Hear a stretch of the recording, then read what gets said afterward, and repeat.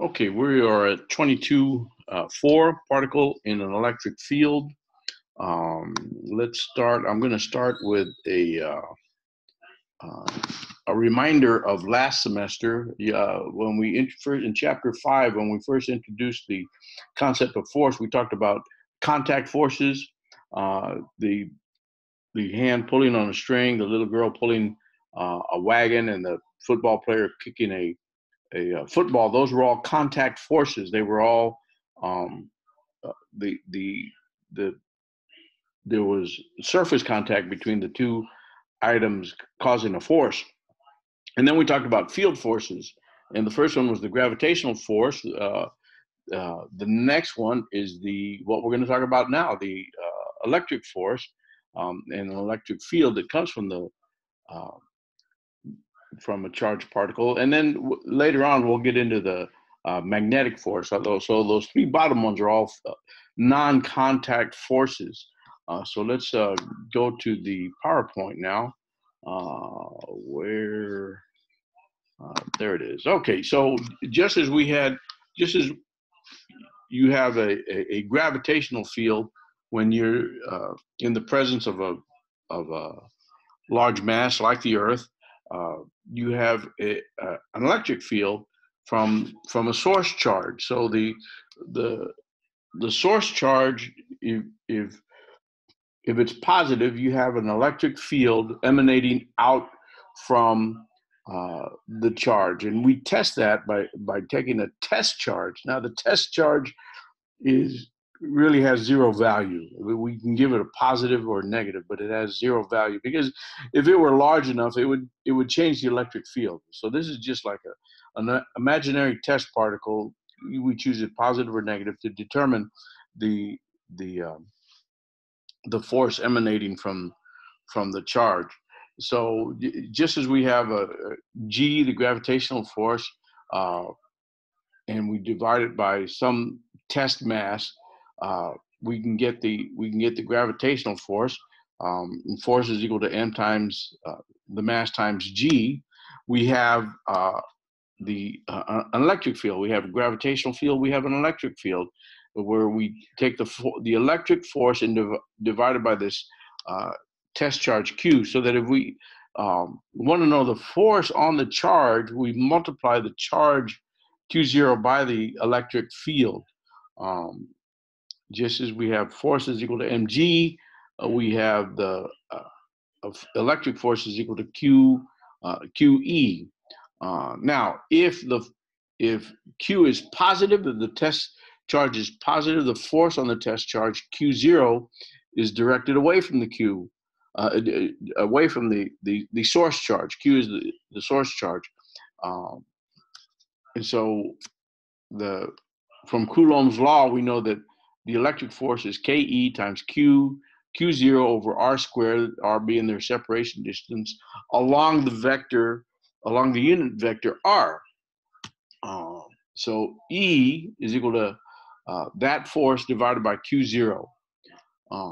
So E is equal to KEQ R squared. So without a test charge, we can just, where Q is the source charge, we can calculate the electric field as KEQ R squared in the direction of R. And we'll see later that radiates in all directions away from the charge Q.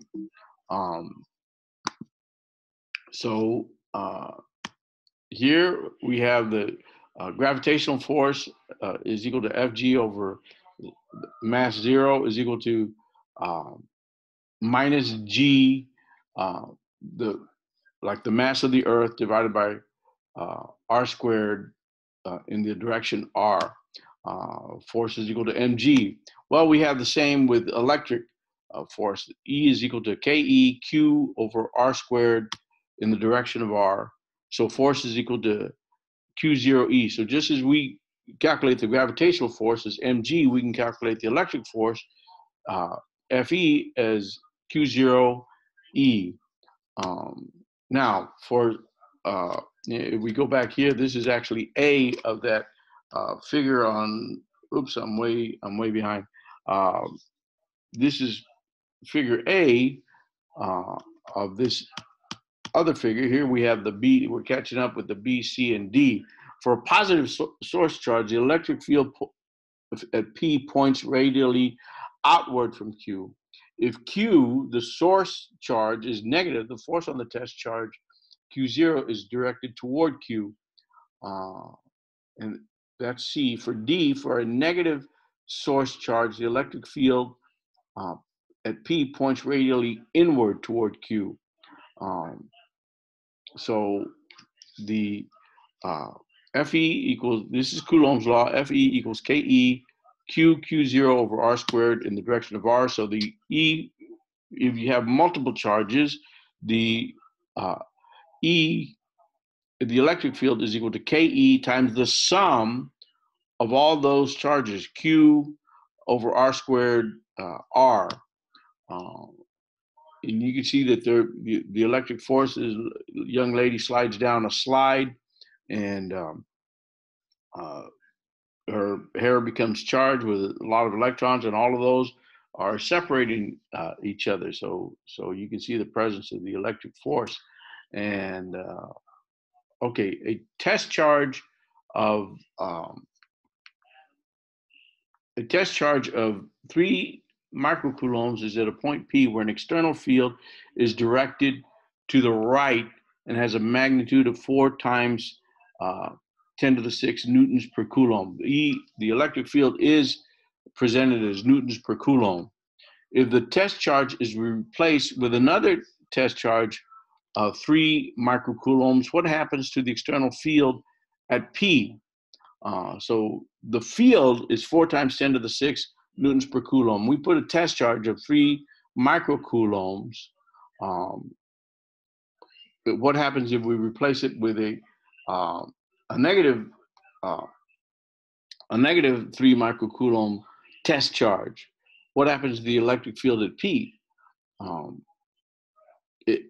Is it unaffected? It reverses direction?